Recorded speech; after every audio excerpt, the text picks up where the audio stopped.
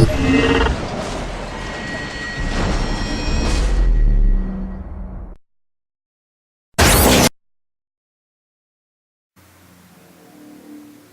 everybody, Joe Haygood here from GGS Gamer, and we are taking a quick look at, or not a quick look, I guess a 1-hour tour of Costume Quest 2. If you are not aware, Costume Quest 2 is a follow-up to Doublefine's first game, surprisingly called Costume Quest. It was kind of a quirky, fun title, family friendly, and it is basically takes you back to when you're a kid, and going out and getting candy, but this town is being attacked, and the costumes you wear, your imagination turns them into, huge battling costumes against giant foes, and you get attacks and special attacks that are all focused around the themes of the costumes. In the first one you had a big robot, and that robot costume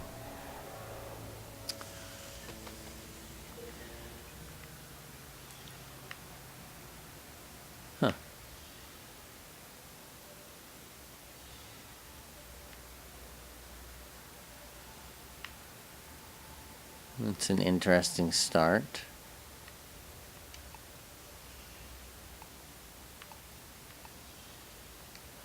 We're actually going to kill that because we hadn't really gotten too deep into it.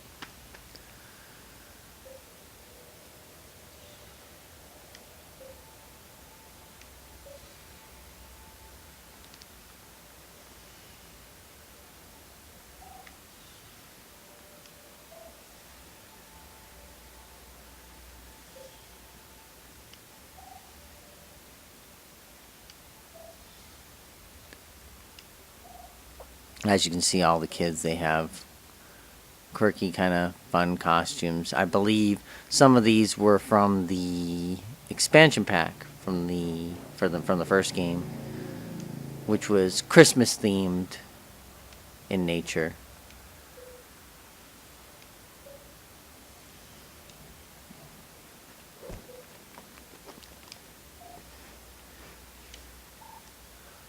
And one of the neat things is you can actually choose to play as one of two lead characters. There's a brother and a sister. The sister is Ren, and the brother is Reynold. I like to play as Ren.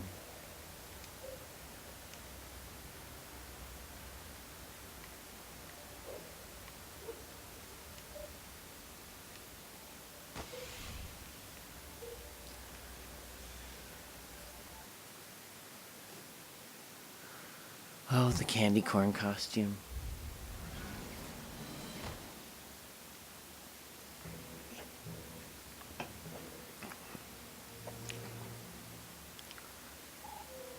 But as you can see, it's kind of a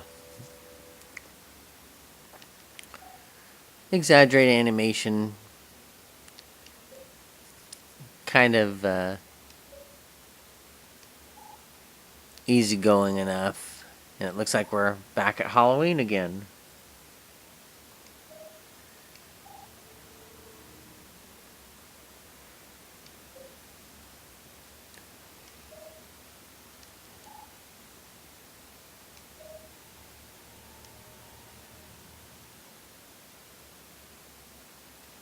Why does it look like Trevor from GTA entered this game?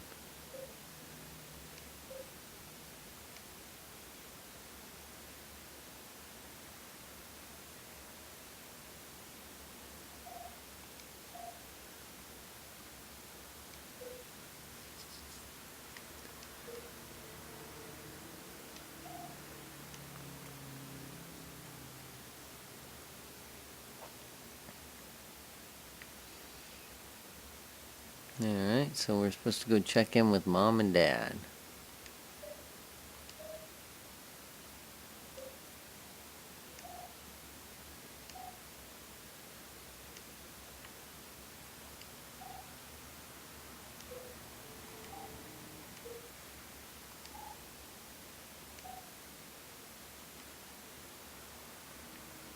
Okay, well, we went and talked to them.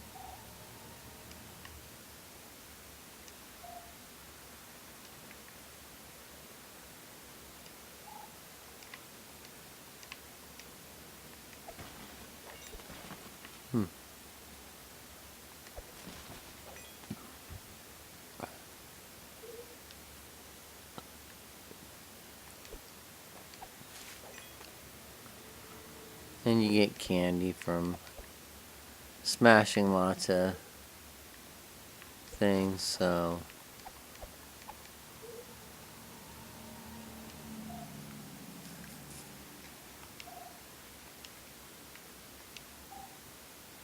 And it's got, kind of quirky, funny dialogue.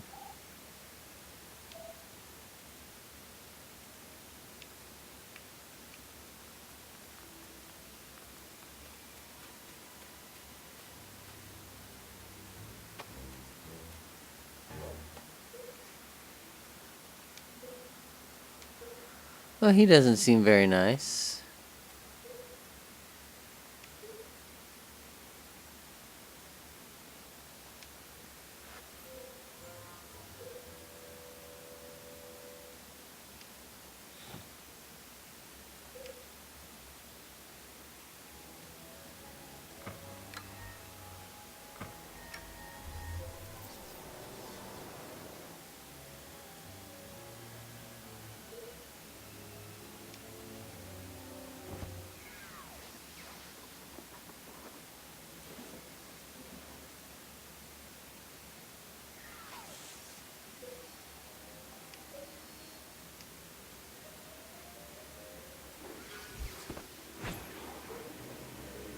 Huh. The Propungians are free. Uh-oh.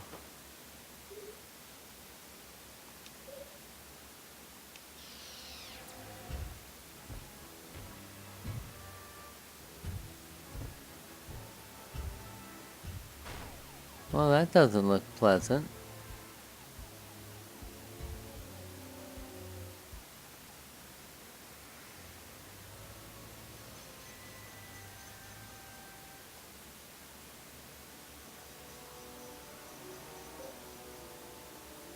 No costumes.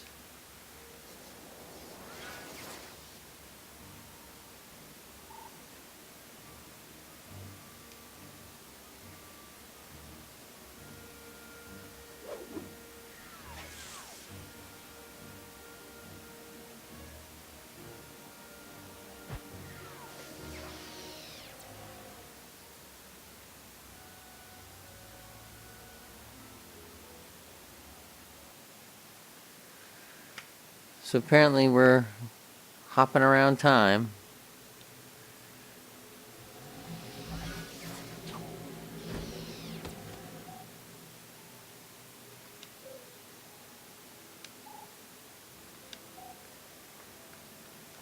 We've traveled to the future. Wow.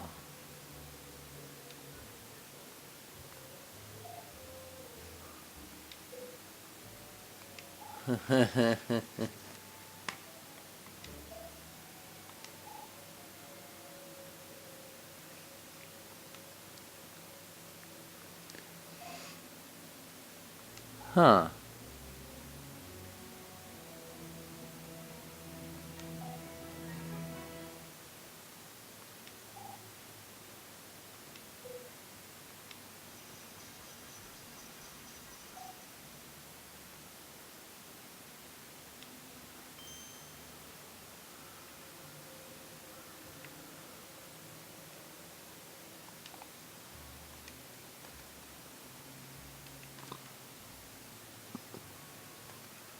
Alright, so we need to...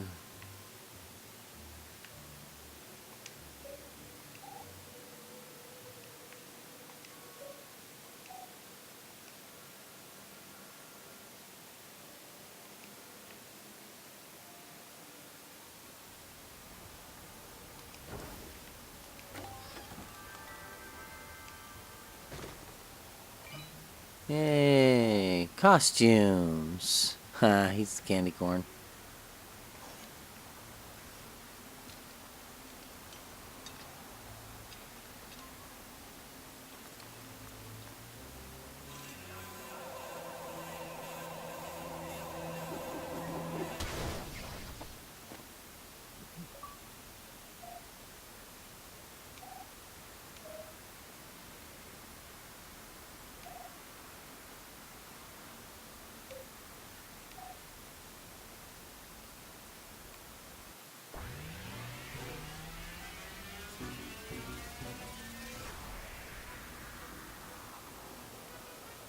All right.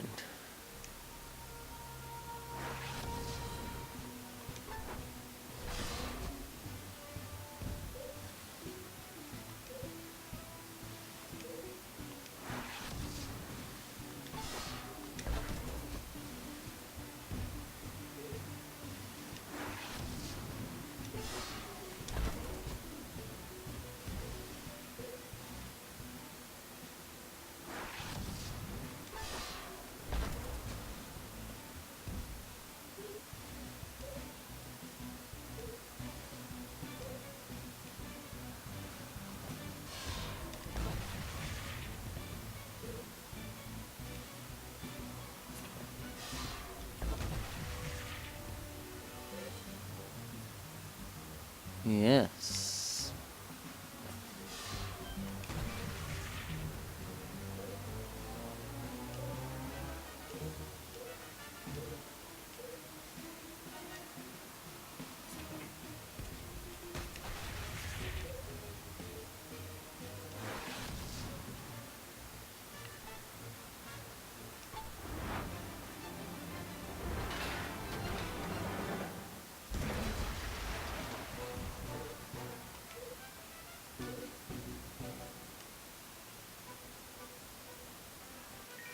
So it's kind of similar to the previous one. You have your simple attack, and then over time you build up your safety meter, which allows you to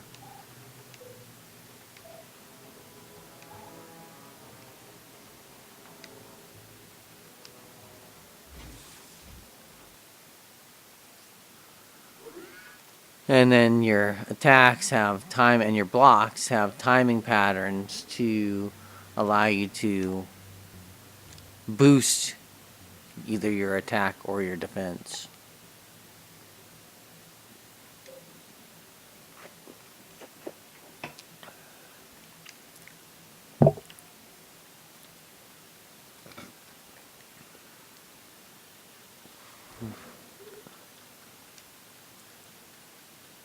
Uh-oh.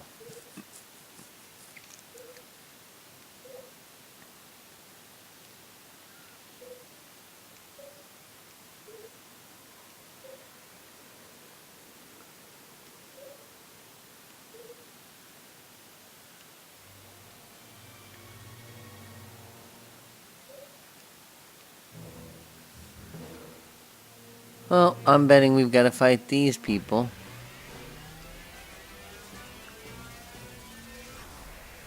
Get our superpower on, and a candy corn again.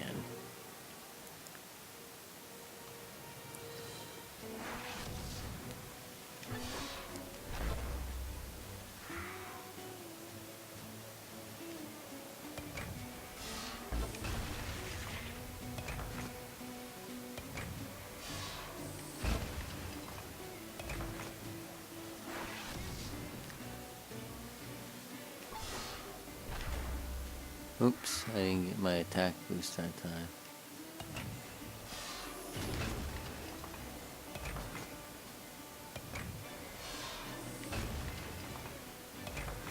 Okay, so we have... Ooh, got a big attack.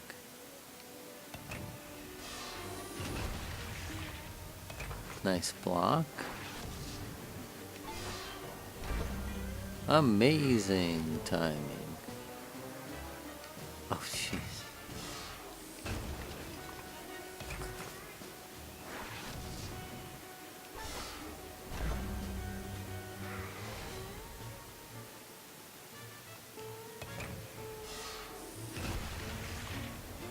As you can see, if you played the first game, the humor is kind of the same as the previous title.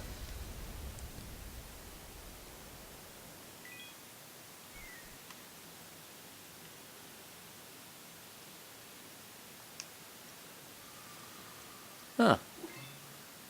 Okay. So finding water fountains will...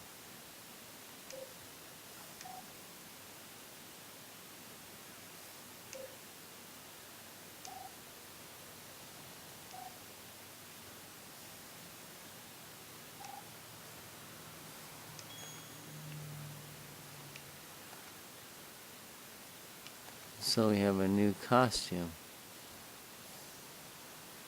Or we have...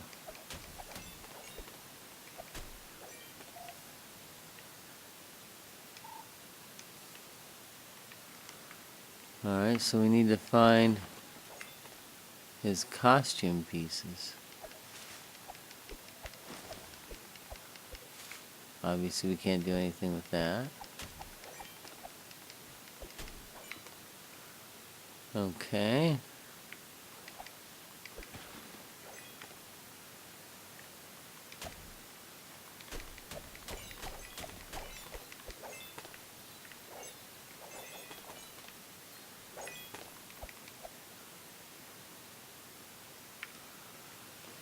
Nothing over there.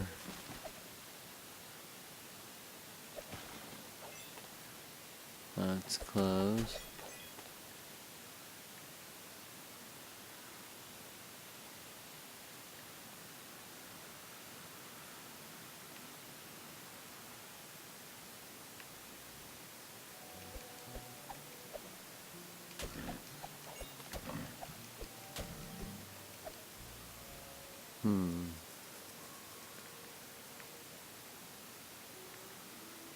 Okay, so...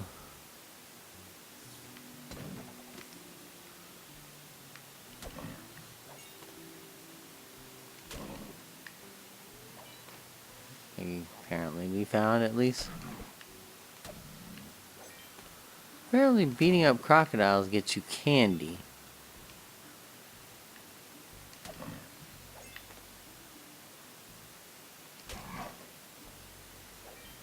Not sure if I'm the only one that thinks that's kind of weird.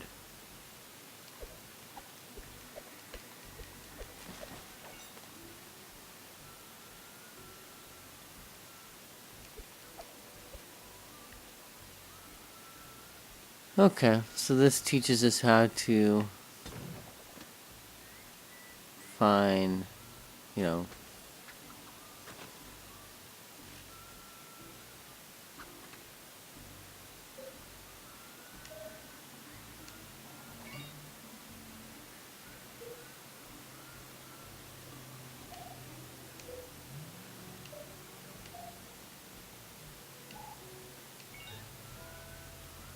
alright. So we finished that quest, and now we've got a third person. Well, hey, there's a boat. Apparently that's not the boat we need.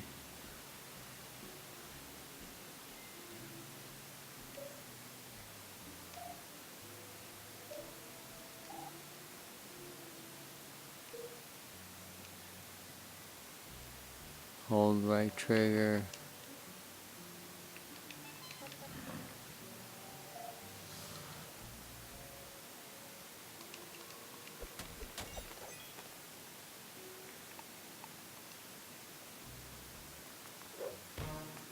Okay.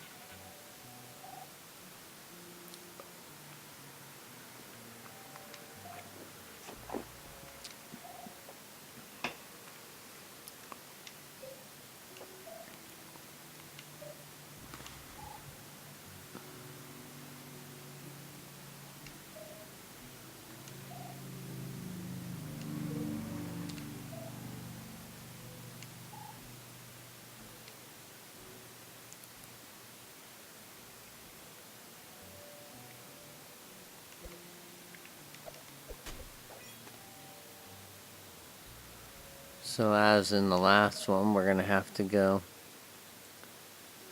We're gonna have to go house by house.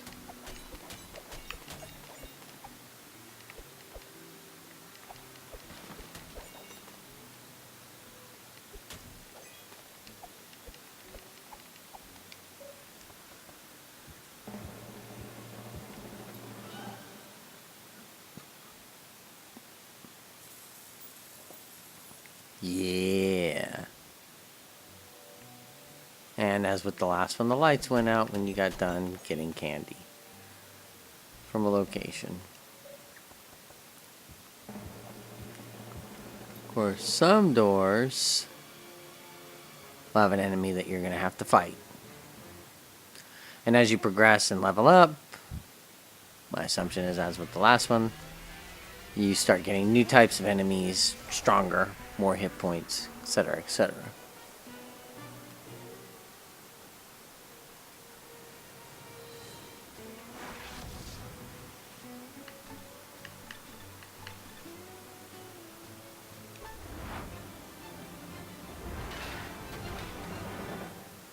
Big ups.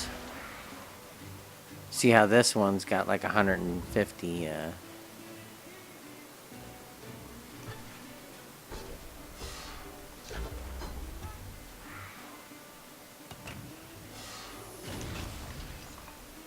Ooh. That looked like it hurt.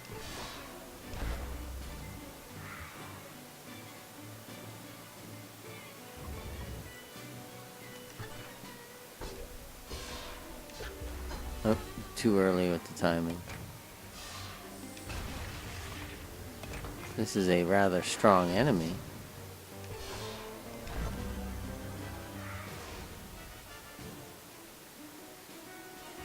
Oh, candy corn, you're such an ass.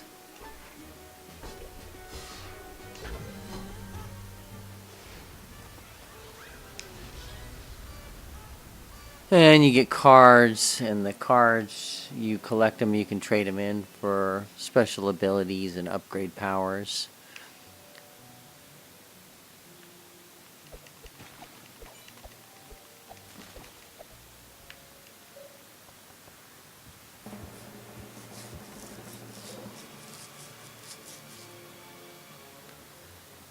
And basically the idea is you're going to go to all the houses till all the lights are out.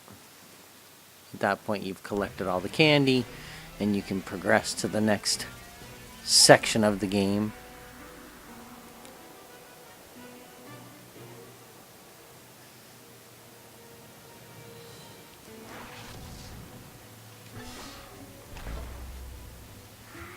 And since we gained a level, now we have more power in our attacks.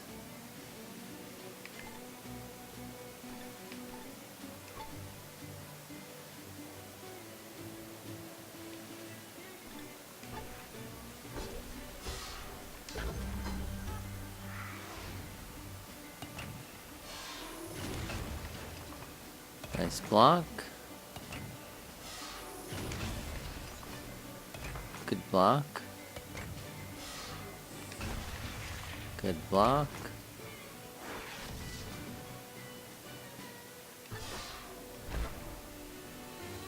Alright, one down.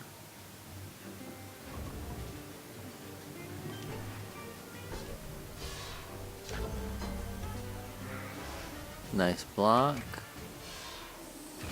Whoops, wrong button.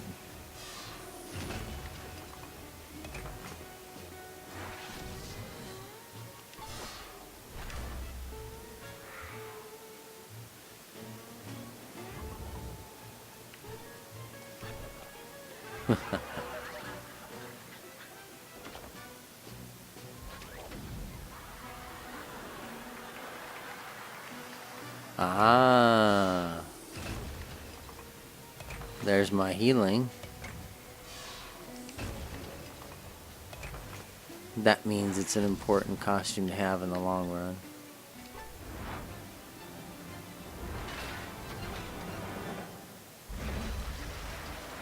I always found it was good to have a healing costume in the last one.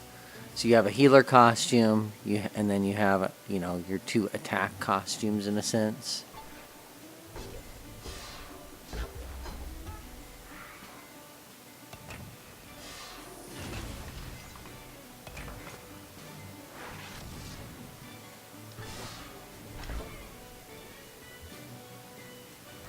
And boom.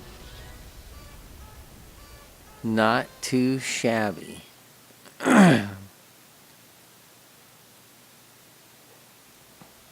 Huh.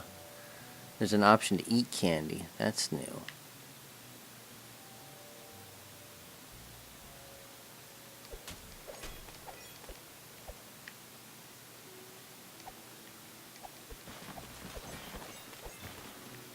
Yeah, and you want to go around and hit everything too. Talk to all the kids, because some of the kids, You know, there'll be some repeat dialogue here and there, but you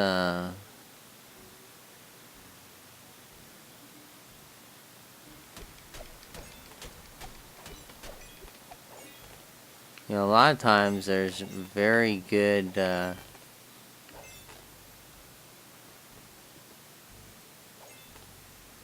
lot of times you get some good, surprising dialogue. Plus, sometimes you'll find characters that will actually,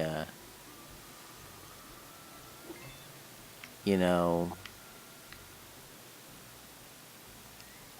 for instance, here it is. You get a quest. You gotta go find all these characters that are hidden throughout the town. Some are pretty.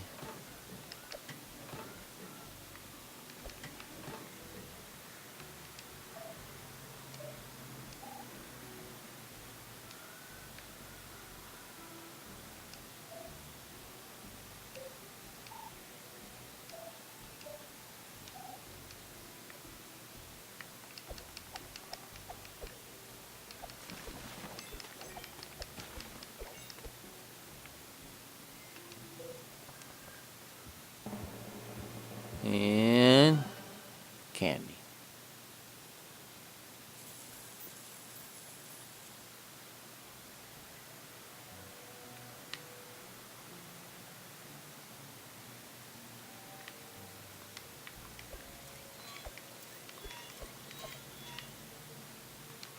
And see, here's one of the guy that. Yeah, so at some point you'll have to go around. And like I said, it's pretty self-explanatory. You go around over time, searching for things, you know, picking up quests, finding characters along the way. And then there's the costume quests.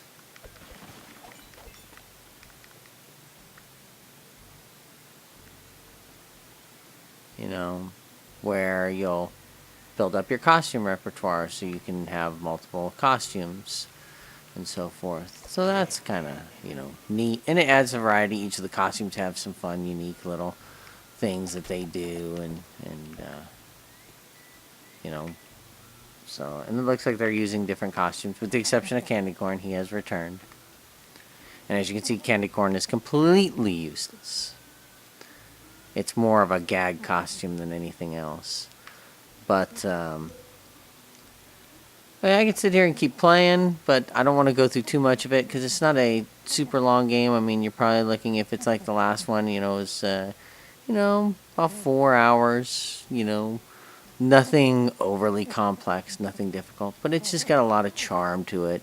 And if you have kids, it's a very family-friendly game.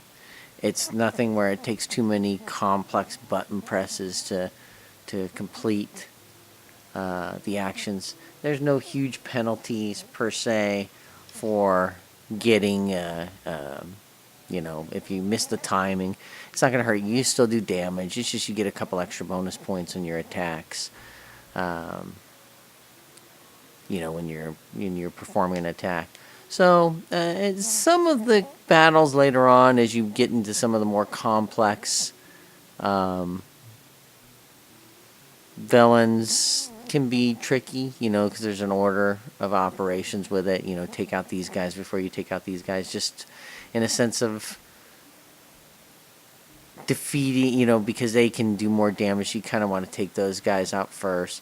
So, you know, if you got kids that are a little younger, you know, it's something where you can sit with them, you can play, and you can help them, you know, maybe show them, you know, the differences between the costumes. But it's a great family fun game. It's nothing too complex. Everything's done in a very cartoony kind of style. Very fun and easy to understand. And it's got stuff in a sense that's very...